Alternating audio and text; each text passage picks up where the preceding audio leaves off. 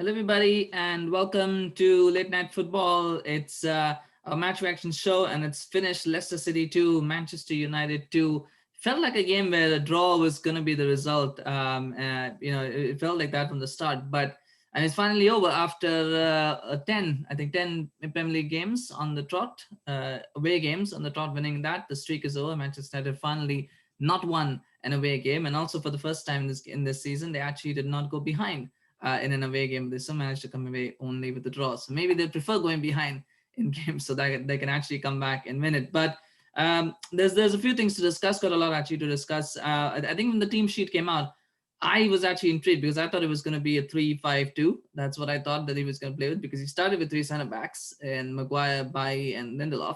And I was actually excited for that. I thought, because I wanted to see. I feel like Daniel James is never going to be a starting winger for Manchester United. I don't think he's good enough to be a winger who's going to play week in, week out. He can't.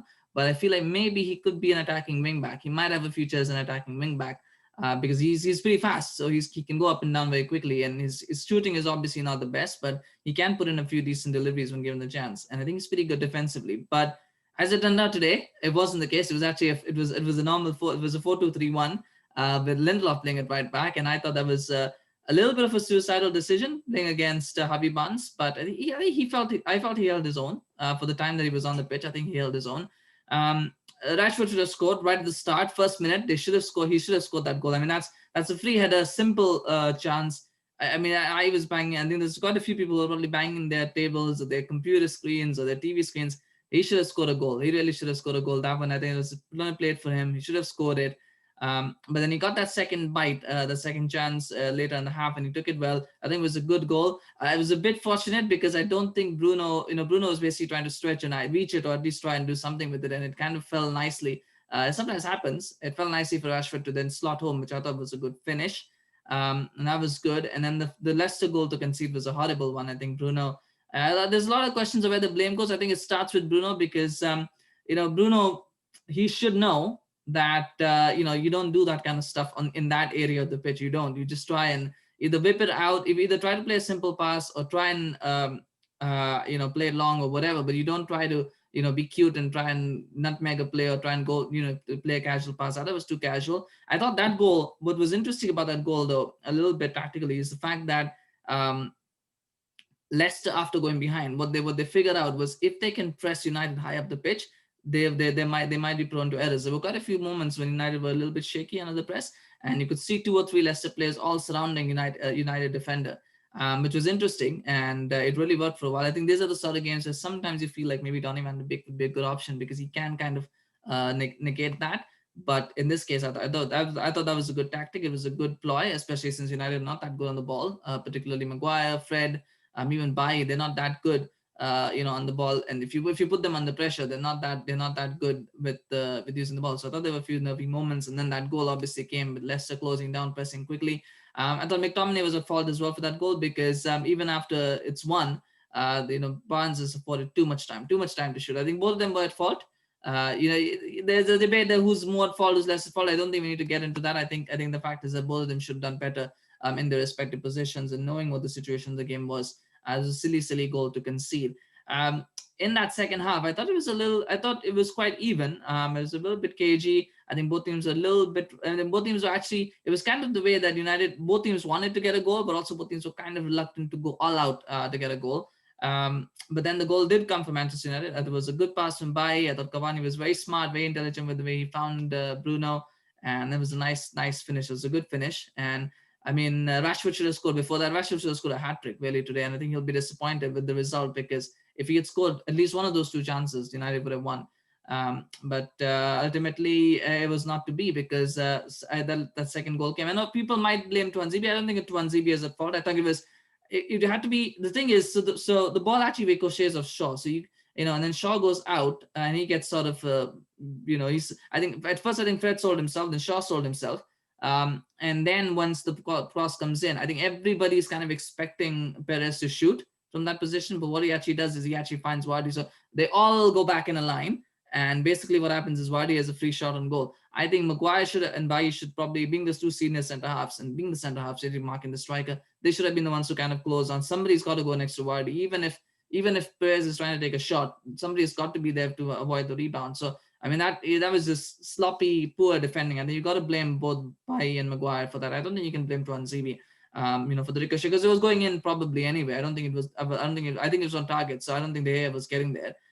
So you can't really blame Tuanzebe for that. But I think both Bailly and Maguire kind of messed up there, because if one of them had decided, no, I'm going to go to Vardy, or I'm going to try and close the angle down for the pass, that goal wouldn't have happened, and Leicester, would not have scored. I don't. Yeah, they probably would have been a win. So I think that's a defensive issue. And again, it brings us back to the point. People keep talking about United being a title challengers. They're not. They're not title challengers. They're not going to compete for the title, because that defense is very, very rocky, very, very shaky. And unless they can get an upgrade in January, but I don't know who's, maybe Alaba. I don't think Alaba will want to play in the Europa League, but they got to get a top caliber defender. I don't know who they can buy. I don't know who's going to want to come to United. But unless they get that, they're not winning that league. The league, they're going to struggle to get top 4 if they don't sort out that defense, to be honest, because they've got big games coming up. They've got Aston Villa, they've got Wolves, teams that play very, very similar to the way that Leicester play. With a few tweaks, but they all play similar. And I think United, that defense, if you put pressure on it, it crumbles, and it relies a lot on Fred and McTominay to bail them out. And if one of them has an off game, like McTominay couldn't, he was kind of struggling today to keep up defensively. I thought he made a few good interceptions, few crucial blocks, but he was still struggling at times when Barnes was kind of running through. He was struggling to keep up with that. So they need upgrades if they're going to think about a title challenge. So at this point, I think it's fair to say that the top 4 challenge is the best that they can hope for. The sad part, though, is that Leicester came into this game second, and at no point in the game did they look like they were going to win it. They never looked like they were going to win it. They did well to come back. I think United was sloppy in both the goals that they considered. They did well to take their chances. I think they probably created 3 or 4 chances in this game, and they scored 2. So you can kind of tell that United probably were the better team and they deserved to win. And it's a draw that'll feel like a defeat for United. For Leicester to be second in the league and have to put in that kind of performance, what it does show is that there's, and again, that's what I keep saying. People keep saying hope challengers top points, and for Liverpool. But the point is, Liverpool are just so good. They're so head and shoulders above everybody else, because the rest of the league is so average. They even if they are playing at 70-80% of their capacity, they're gonna walk this league. And they're probably playing at 50-60% capacity right now.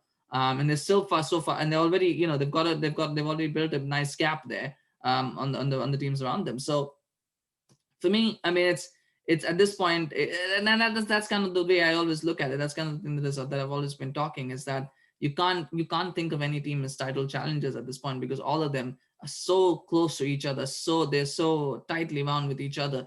Only Liverpool are the one that are probably 3 or 4 steps ahead of the rest of the league. Maybe City are maybe a step or 2 on their good days. They're probably a step or 2 ahead, but for the most part, you kind of looking at Liverpool winning this in a canter. But anyway, that's Liverpool's problem. From United's point of view, I think overall, I thought United played well. Again, like I said, I think offensively and midfield, I think they won the midfield battle for the most part, unless they were being pressed, which wasn't always. But when they were pressed, Leicester were doing well. But if when Leicester dropped off, United kind of had a lot of space. They kind of controlled that midfield battle there. I thought offensively they were pretty good. They created quite a few chances, which on another day with a better upgrades on certain positions, they probably would have scored those.